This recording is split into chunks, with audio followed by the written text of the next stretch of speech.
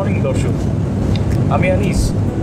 আমি এখন ৮,০০০ ফিট উপরে ব্রেকফাস্ট করছি, কারণ আমি এয়ারক্রাফটের ভিতর।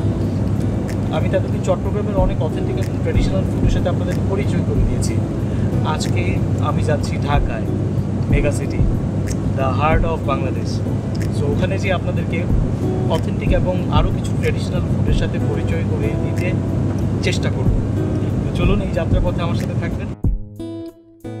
Flight time, Chittagong Dhaka 50 minutes, and we are calculating our landing time at 9:40.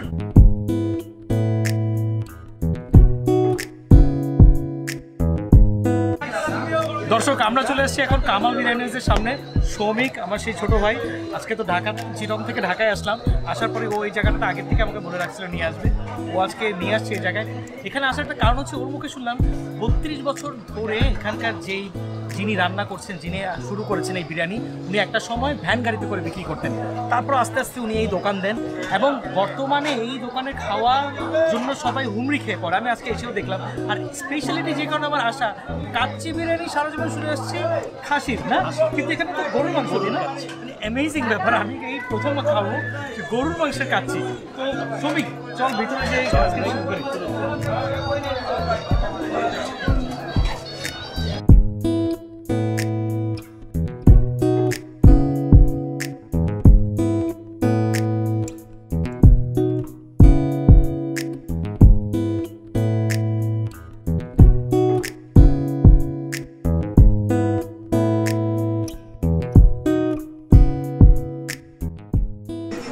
আমরা তো কাচ্চি নর্মালি খাসির মাংসের খেয়ে খাসির কাচ্চি, হ্যাঁ সারা জীবন তো এটাই শুনে আসছি। হ্যাঁ, এবং এদের স্পেশালিটি হচ্ছে এটা গরুর মাংস দিয়ে কাচ্চিটা করে, এবং বেশ বড় বড় পিস সেখানে থাকে, নরম নরম, সাথে আলু থাকে।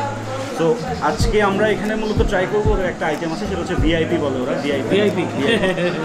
এটাতে কি দিবে? হ্যাঁ, আপনি সেখানে গরুর কাচ্চিটা পাবেন, সেই সাথে আপনাকে তারা 1 পিস ডিম দিবে, সেদ্ধ ডিম, আর সেই সাথে একটা মুরগির কাটা রোস্ট, যেটাকে আমরা বলি মুরগির রোস্ট, যেটা রোস্ট থাকবে। হ্যাঁ, সাথে একটা ভিআইপি আছে, ভিভিআইপি আছে, সিআইপি, সিআইপি, এই জিনিসগুলো বোধহয় এখনো তারা ইন্ট্রোডিউস করে। কামাল বিরিয়ানির প্রসারটা আসলে যেভাবে বাড়ছে, সামনে হয়তো তারা ভিভিআইপি, সিআইপি এই জিনিসগুলো তারা নিয়ে আসা করা উচিত, ওদেরকে সাজেস্ট করবো আমরা খেয়ে। হ্যাঁ, কিন্তু আরেকটা জিনিসই বলি যে আমি কিন্তু আসলে কিন্তু সারা জীবন শুনেছি যে কাচ্চি হয়তো মাটন দিয়ে কাচ্চি বিরিয়ানি হয়। আচ্ছা, আমি কখন থেকে শুরু হয়েছে কাচ্চি বিরিয়ানিটা নিয়ে একটু বলি। কাচ্চি জিনিসটা, যেটা কাচ্চি নামটা কেন আসলো, সেটা হচ্ছে যখন আমরা নর্মাল বিরিয়ানি যখন আমরা পাকাই বা রান্না করি, তখন হচ্ছে মুরগি বা গরু বা যে মাংসটা, সেটা আগে থেকে কষানো থাকে। হ্যাঁ, কিন্তু কাচ্চি বিরিয়ানির বিশেষত্ব হচ্ছে এটা রান্না করতে অনেক সময় লাগে। সেটা চাল এবং মাংস একসাথে মিক্স করে সেটা একটা বড় ডেকচি বলি বা একটা পাতিল বলি, সেই পাতিলের মধ্যে একসাথে সেটা করা হয়। এবং মাংস যেহেতু ইনিশিয়ালভাবে কাঁচা থাকে এবং ভাতও যেহেতু কাঁচা থাকে, এই কারণে এই জিনিসটার নাম হচ্ছে কাচ্চি বিরিয়ানি। আচ্ছা, এটা তো জানতাম না। কাচ্চি আমি ভাবতাম যে সারা জীবন খাসি দিয়েই হয়। না, এই প্রথম খাবো। আপনি বিফ দিয়েও করতে পারেন। এবং এই কাচ্চি জিনিসটা আসলে মূলত এমন না যে খাসির কারণে নামটা কাচ্চি, এটা হচ্ছে একটা ট্র্যাডিশনালি, মানে প্রসেস। খাসিটা আমার মনে হয়, যেটা আমি if I am not wrong, কারণ খাসির মাংস কিন্তু টেন্ডার, তাড়াতাড়ি রান্না হয়। চলে আসছে না ভিআইপি, এটাই হচ্ছে যে বিখ্যাত ভিআইপি। এখানে আপনি দেখতে পাচ্ছেন যে একটা মুরগির রোস্ট আমরা পাচ্ছি, একটা সেদ্ধ ডিম পাচ্ছি, সেদ্ধ ডিম, আন্ডা, বেশ বড় সড়ো কিন্তু মাংসের পিস।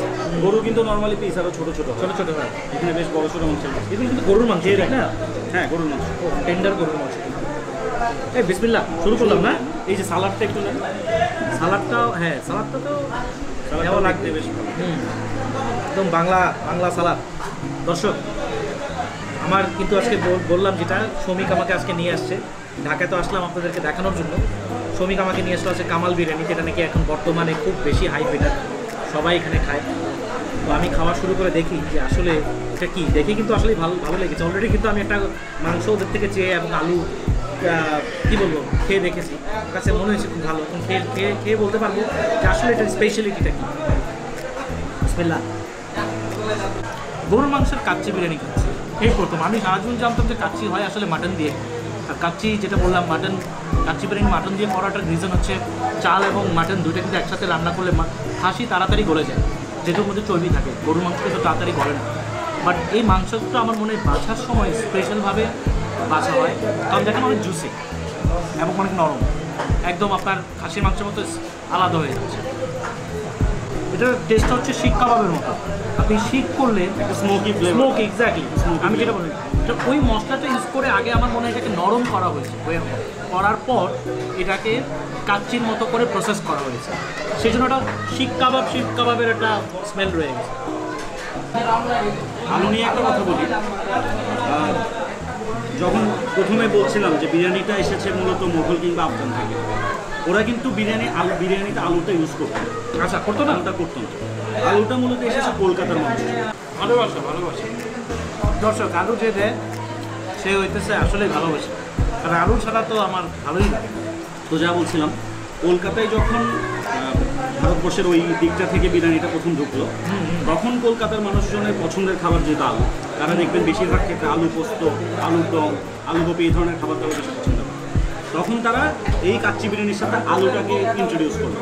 আচ্ছা, এবং যার কারণে ওই কালচারটাই কিন্তু এখন আমরা ঢাকায় এখন আমরা এটা ফলো করছি, এবং অনেকে কিন্তু আছে যারা কিন্তু মাংসের চাইতে আলুটাকে অনেক বেশি প্রাধান্য দেয়। যেমন আমি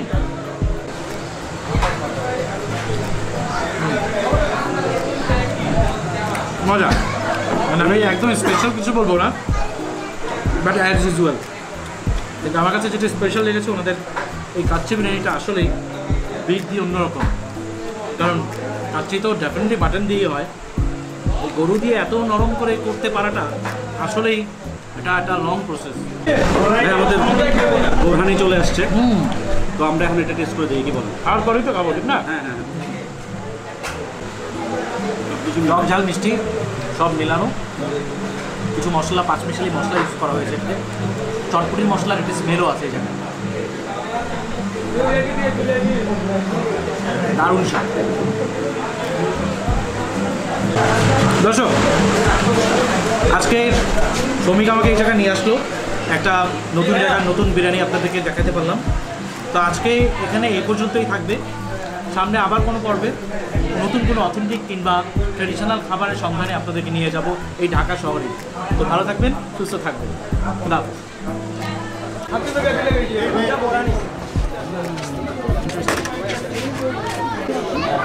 Hey, thank you for the challenge.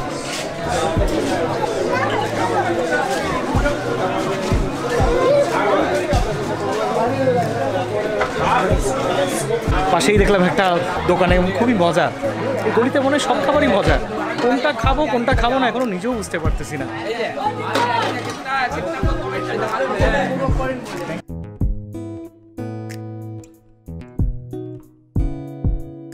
দর্শক, আমাদের পর্বগুলো যদি আপনাদের ভালো লাগে তাহলে ডেফিনেটলি আমরা আশা করতে পারি আপনাদের কাছ থেকে লাইক, আর যদি কিছু শেয়ার করতে চান সেটাও আমাদেরকে কমেন্টস বক্সে লিখতে পারেন। তবে যত সাবস্ক্রাইব করবেন তত আমাদের জন্য ভালো হবে, এটা আমাদের একটা মোটিভেশন হিসেবে কাজ করবে, কারণ আমাদের কাজ করা কিন্তু আপনাদের জন্যই। সো বেশি বেশি করে সাবস্ক্রাইব করুন, এবং অবশ্যই আপকামিং যে পর্বগুলো আসবে সেগুলোর জন্য কিন্তু আপনারা রিমাইন্ডার যদি পেতে চান, যে বেল বাটনের আইকনটি আছে সেটাকে প্রেস করবেন। আমরা কমেন্ট বক্সগুলো চেক করি সবসময়, সো আমাদেরকে সাজেস্ট করবেন নতুন কোনো জায়গার যদি খাবার থাকে সেটাও আমাদেরকে জানাবেন। তবে খেয়াল রাখবেন অবশ্যই আমাদের ফোকাস থাকে সবসময় ট্রেডিশনাল এবং অথেন্টিক ফুড নিয়ে, সো চেষ্টা করবেন এই টাইপের ফুডগুলো আমাদেরকে সাজেস্ট করার জন্য। Thank you so much.